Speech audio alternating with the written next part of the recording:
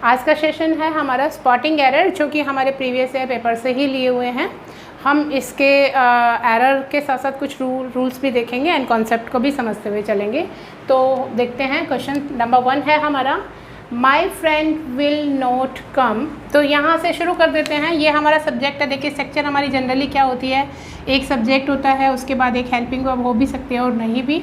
Negative बनाना है तो एक हेल्पिंग वर्ब चाहिए ही होती है, और उसके बाद विल और शैल के साथ। देखिए फर्स्ट ऑफ ऑल हमारा यहाँ पे रूल क्या कहता है कि कोई भी मॉडल वर्ब जब भी होती है, मॉडल ऑक्सिलरी वर्ब के साथ हमारा क्या रहता है, हमेशा ही base form of the verb रहती है। ठीक है, base form of the verb का मतलब क्या है, आप ये कह सकते हैं कि वर्ब की फर्स्ट फॉर्म नहीं, देखिए सीधा आप ये कहिए कि अगर हम फर्स्ट फॉर्म की बात करें तो एस वाला भी आ जाता है, लेकिन हमें हमेशा ही यहाँ पे वर्ब की जो प्लूरल फॉर्म होती है उसे लेना होता है।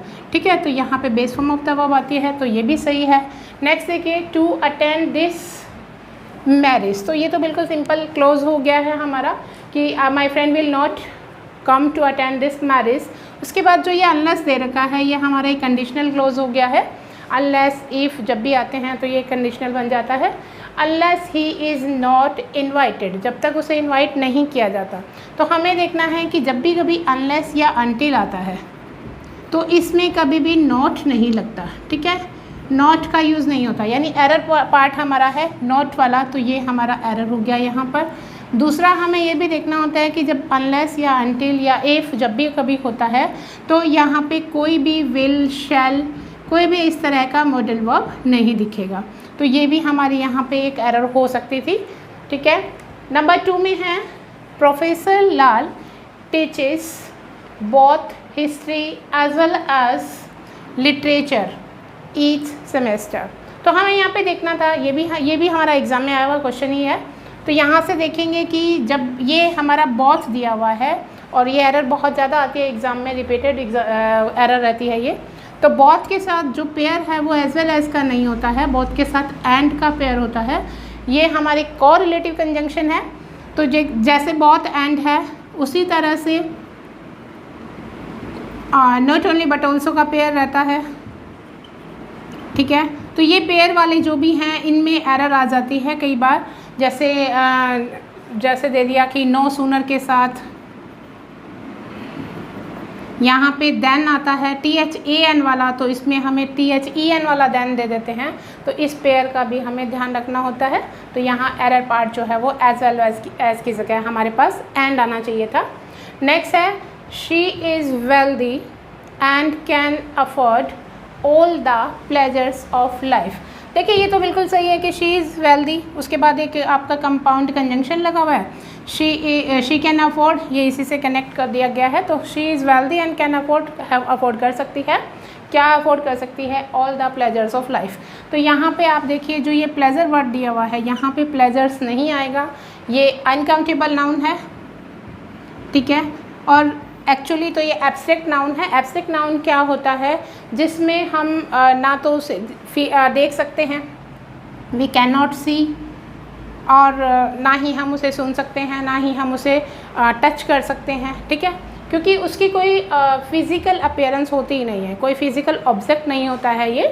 तो जिस तरह से एक और एग्जांपल जैसे हम कह सकते हैं एंगर, जॉय, हैप्पीनेस, तो ये सब चीज़ें क्या है, ये हम देख नहीं सकते, हम इन्हें फील कर सकते हैं। तो इसका जब ये कि अनकाउंटेबल है तो यहाँ से ये एस हट जाएगा, तो ये है, इसको SEIS लगाकर इसे प्लूरल नहीं बनाया जा सकता। तो एरर पार्ट जो है वो ये है।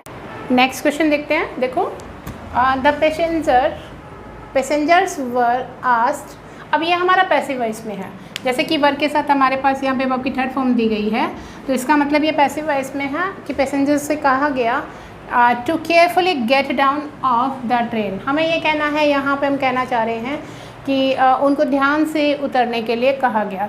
तो देखिए या तो हमें यहाँ पे गेट ऑफ यूज़ करना होगा या फिर गेट डाउन यूज़ करना होगा, दोनों एक साथ यूज़ नहीं होंगे। तो एरर पार्ट जो हो गया आपका सी में हो गया, तो यहाँ पे गेट ऑफ हो सकता था, यानी नीचे उतरना। तो ये एक फ्रेज़ है। नेक्स्ट है, we usually have the lunch at 12। तो इसमें देखिए कि ये जो आर्टिकल वाला पार्ट है यहाँ पे लंच के साथ हमने लगाया है। जब भी हम जनरली यूज़ करते हैं, जब लंच का, डिनर का, इनका सब का यूज़ जो है जनरल सेंस में किया जाता है। लंच है, डिनर है या फिर ब्रेकफास्ट है, इन सब का इन जनरल यूज़ किया जाता है तो हमारे पास नो आर्टिकल रहता है, ठीक है, कोई आर्टिकल इसके सामने नहीं रहेगा। और अगर हमारे पास इसके आगे कोई एक एडजेक्टिव रहता है, मान लीजिए यहाँ पे होता कि my mother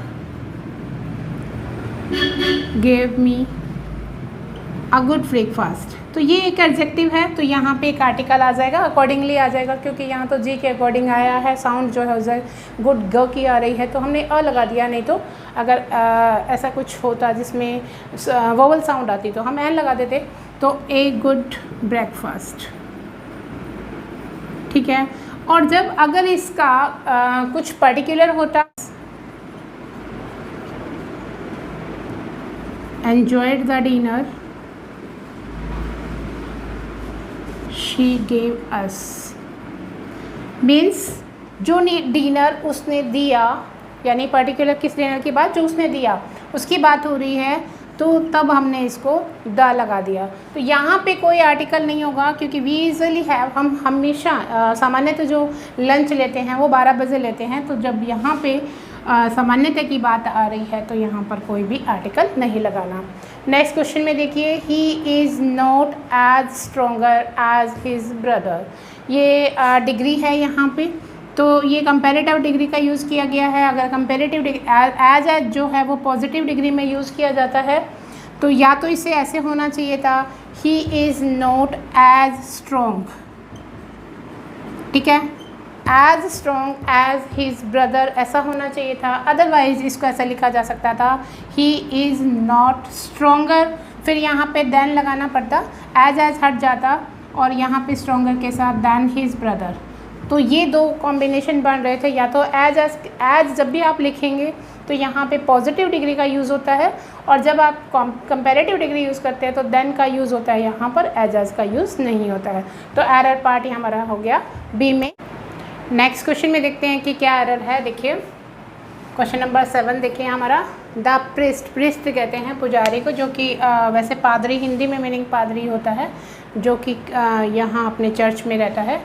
the priest emphasise का मतलब जोर देना, that it is the duty, यहाँ तक देखिए सारा सही है, उसने एम्फेसाइज किया, V2 दिया हुआ है, एंड क्या एम्फेसाइज किया कि इट इज़ द ड्यूटी, यहाँ पे प्रेजेंट ही रहेगा क्योंकि ये एक जनरल ट्रूथ है कि अब सबकी ड्यूटी है, ऑफ ऑल क्रिश्चियंस, सारे क्रिश्चियंस की ड्यूटी है, क्या ड्यूटी है, टू लव ईच अदर। अब सभी क्रिश्चियंस की बात हो रही है, तो यहाँ पे देखिए कि लव ईच अदर नहीं आएगा यहाँ पे। ईच अदर जो होता है वो 2 थिंग्स या पर्सन्स के लिए यूज़ किया जाता है, ये यूज़ होता है या तो 2 पर्सन्स या थिंग्स के लिए, ठीक है, पर्सन्स और थिंग्स है ना। और जो यहाँ पे आना चाहिए था आपका वन अनदर आना चाहिए था, एक दूसरे से प्यार करना चाहिए, तो ये मोर देन 2 पर्सन्स और थिंग्स के लिए यूज़ होता है,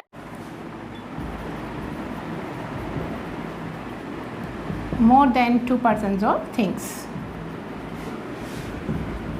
ओके, ठीक है। नेक्स्ट क्वेश्चन देखो, the pond is flooded with water because it is raining continuously for the last 3 days।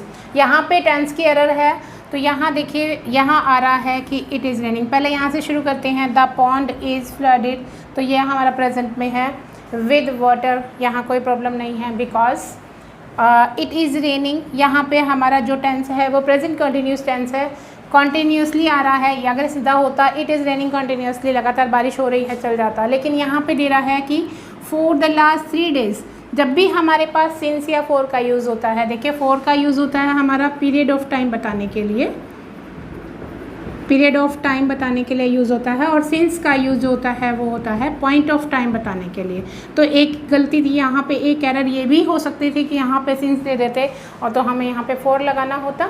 अब यहाँ पे देखिए कि कॉन्टीन्यूसली बारिश हो रही है और वो भी 3 दिन से हो रही है। हमारे पास जब भी सिंस और फॉर दिया होता है तो हमारा टेंस क्या रहता है, या तो परफेक्ट या परफेक्ट कॉन्टीन्यूस, लेकिन जब लगातार की बात हो रही है, काम ख़त्म नहीं हुआ, परफेक्ट का मतलब है ख़त्म हो गया, परफेक्ट का मतलब है कि कंटिन्यूस नहीं है, तो अब ये कंटिन्यूसली हो रहा है, इसका मतलब यहाँ पे क्या आना चाहिए था, हैज़ बीन रेनिंग, ठीक है, इट की इसकी जगह पर हैज़ बीन रेनिंग, बारिश हो रही है, ठीक है। The river has overflown its banks, तो यहाँ किनारों से भर गया है, यहाँ पे आ रहा है। तो ये जो फ्लोन दिया हुआ है इसके जगह पर हमें ओवरफ्लोड करना था, क्योंकि इसकी जो ओवरफ्लो की थर्ड फॉर्म और सेकंड फॉर्म होती है वो ओवरफ्लोड होती है। नेक्स्ट देखो, but for your illness you would have secured first rank in the examination. ये जो बट फॉर लगा हुआ है ये आपका एक प्रपोजिशनल फ्रेज़ है।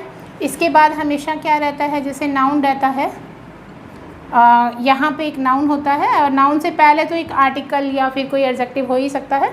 तो बट फॉर प्लस नाउन रहता है, यहाँ पे कोई क्लोज नहीं रहता है, ठीक है। तो बट फॉर ये तो सही है कि but for your illness, your हो गया, यहाँ पे अलग आएगा ये योर, मतलब ये पॉजेसिव एडजेक्टिव आ गया है और ये इलनेस यहाँ पे नाउन हो गया है।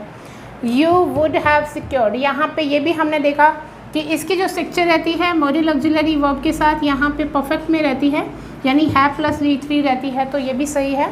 आगे देखिए कि फर्स्ट रैंक इन, तो यहाँ देखो जब भी आपका ऑर्डिनल नंबर आ जाता है, एक होता है ऑर्डिनल नंबर, एक होता है कार्डिनल। कार्डिनल में आता है 1 2 3, लेकिन जब ऑर्डिनल नंबर आता है द फर्स्ट द सेकेंड इस तरह लिखा जाता है, उनके आगे आर्टिकल जो है वो आपका द लगता है। तो यहाँ पे आपका द आना चाहिए था in the examination, the first rank in the examination. और ये जो बट फॉर है इसका मतलब है विदाउट, ठीक है, या फिर यूँ कह सकते हो कि यदि ऐसा ना होता, यदि तुम बीमार नहीं होते, मतलब तुम्हारी बीमारी ना होती तो you would have secured the first rank, तुम्हारा फर्स्ट जो है वो रैंक आ जाता है एग्ज़ाम में। मतलब यहाँ पे जैसे हम बट फॉर का यूज़ करते हैं, तो जैसे हम कहें कि बट फॉर योर स्पॉट, तुम्हारे स्पॉट के बिना वो जो है, यहाँ पे हमें शी कहना पड़ता कि वो जो है वो रैंक फर्स्ट नहीं कर पाती, यानी कि विदाउट के सेंस में। और अगर ऐसा ना होता, यदि तुमने हेल्प नहीं की होती, इस सेंस में हम बट फॉर का यूज़ करते हैं। इसी तरह से एरर क्वेश्चन हम आगे और करते रहेंगे।